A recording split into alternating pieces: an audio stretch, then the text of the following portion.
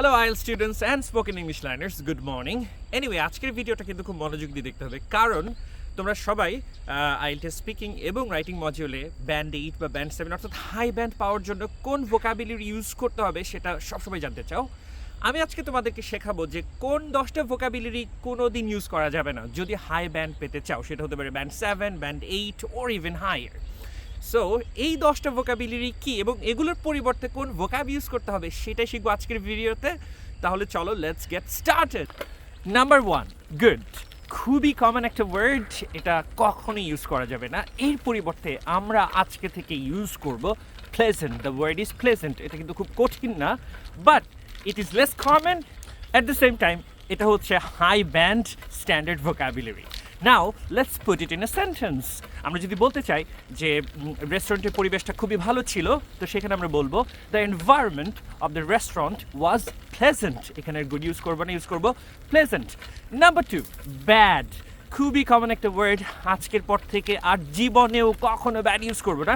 এর পরিবর্তে আমরা ইউজ করবো আনপ্লেজেন্ট, অর্থাৎ প্লেজেন্টের আমরা অ্যান্টোনিম ইউজ করে ফেললাম আনপ্লেজেন্ট। তো আমরা যদি বলতে চাই যে রান্নাঘর থেকে একটা বাজে বা একটা খারাপ স্মেল আসছিল, তাহলে আমরা বলবো an unpleasant smell was coming from the kitchen. এখানে আমরা বলছি না a bad smell. Once again, an unpleasant smell was coming from the kitchen. Number 3, strong. আরেকটা খুবই কমন ওয়ার্ড এবং IELTS examiners hate to hear these kind of words.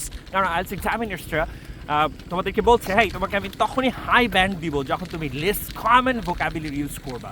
তো এই জন্যই কিন্তু আমরা এই ভোকাবগুলো খুব গুরুত্ব দিয়ে শিখছি এবং এই 5টা 6টা 10টা ভোকাব কিন্তু ইউজ করতে পারলেই স্পিকিং অথবা রাইটিংয়ে অন্তত 1 মার্ক হলেও অ্যাড হয়ে যাবে। সো এই জন্যই আমরা খুব সিরিয়াসলি ভোকাবুলারিগুলো শিখবো এবং অ্যাট দ্য সেম টাইম আমরা প্র্যাকটিস করবো, যাতে করে রিয়েল টেস্টের সময় আমাদেরকে মানে মনে না করতে হয়, এটা যাতে অটোমেটিকলি চলে আসে। তাহলে চলো, নাম্বার 3 ছিল স্ট্রং। স্ট্রংয়ের পরিবর্তে আমরা যে শব্দটা ইউজ করব সেটা হচ্ছে ফর্মিডেবল। আমরা ইউজ করব ফর্মিডেবল। একটা example, Russia is a formidable adversary for United States. Adversary মানে হচ্ছে অপোনেন্ট।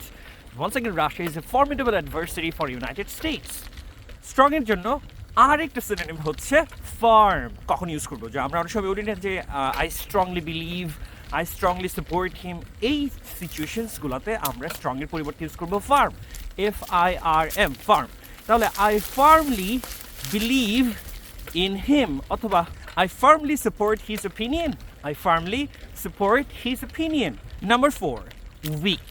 খুবই কমন ওয়ার্ড। উইকের পরিবর্তে আমরা ইউজ করবো ফ্রেইল।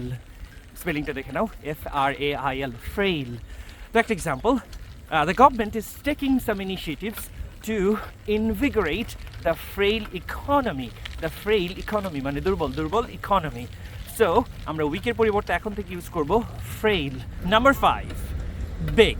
বিগের পরিবর্তে আমরা আজকে থেকে ইউজ করবো enormous. Enormous example, the hall room was enormous. The whole room was enormous. Number 6, small. Small এর পরিবর্তে আমরা ইউজ করব insignificant. চলো একটা এক্সাম্পল দেখে নেই। যদি আমরা বলতে চাই যে আমরা প্ল্যানের মধ্যে সামান্য একটু পরিবর্তন আনবো, তাহলে আমরা ইংরেজিতে বলবো we will bring an insignificant change in the plan. অর্থাৎ স্মলের পরিবর্তে আমরা ইউজ করে ফেললাম ইনসিগনিফিকেন্ট। আবার যদি কোনো কিছু আকারে সাইজে যদি ছোট মিন করি, সেক্ষেত্রে আমরা ইউজ করবো মিনিস্কিউল। তাহলে আমরা একটা এক্সাম্পল হিসেবে বলতে পারি they sent a minuscule gift box. They sent a minuscule gift box. Number 7, smooth. স্মুথের পরিবর্তে আমরা ইউজ করবো সিমলেস। কখন এর স্মুথ ইউজ করবো না, ঠিক তেমনি স্মুথলির পরিবর্তে আমরা ইউজ করবো সিমলেসলি। একটা example, the whole ceremony ended seamlessly. Smoothly পরিবর্তে আমরা ইউজ করে ফেললাম সিমলেসলি। নাম্বার 8, ইউটিলাইজের পরিবর্তে আমরা আজকে থেকে ইউজ করবো হারনেস। হারনেস। একটা example, we should harness more solar energy. We should harness more solar energy. অর্থাৎ আমরা ইউটিলাইজের পরিবর্তে হারনেস শব্দটা ইউজ করে ফেললাম। Number 9, avoid. এই শব্দটা আজকের থেকে কখনো ইউজ করবো না। এর পরিবর্তে আমরা ইউজ করবো সার্কামভেন্ট। একটু কঠিন মনে হতে পারে, বাট প্র্যাকটিস করতে হবে। সার্কামভেন্ট স্পেলিংটা দেখে নাও স্ক্রিন থেকে। তাহলে চলো একটা এক্সাম্পল দেখে নেই। We have to circumvent the situation. অ্যাভয়েডের পরিবর্তে আমরা সার্কামভেন্ট ইউজ করে ফেললাম। We have to or we will circumvent the situation. And finally, vanish. এই ভ্যানিশ শব্দটা আজকে থেকে আর কখনো ইউজ করবো না, এর পরিবর্তে আমরা ইউজ করবো ডিসঅ্যাপিয়ার। একটা এক্সাম্পল, দে ডিসঅ্যাপিয়ার্ড সাডেনলি, অথবা দে সাডেনলি ডিসঅ্যাপিয়ার্ড। এখানে ভ্যানিশের পরিবর্তে আমরা ডিসঅ্যাপিয়ার শব্দটা ইউজ করেছি। Is it simple? By the way, যথারীতি আজকে একটা বোনাস আছে, সেই বোনাস শব্দটা হচ্ছে শেয়ার। শুধুমাত্র এই শব্দটা ইউজ করা যাবে। কীভাবে ইউজ করবেন? এই যে ভিডিওটার নিচে কোথাও একটা শেয়ার বাটন আছে না, ওই বাটনে প্রেস করবেন, করলেই শেয়ার হয়ে যাবে। That's it, right? এনিওয়ে, লক্ষ্য করেন এই ভোকাবগুলো কিন্তু খুব কঠিন না।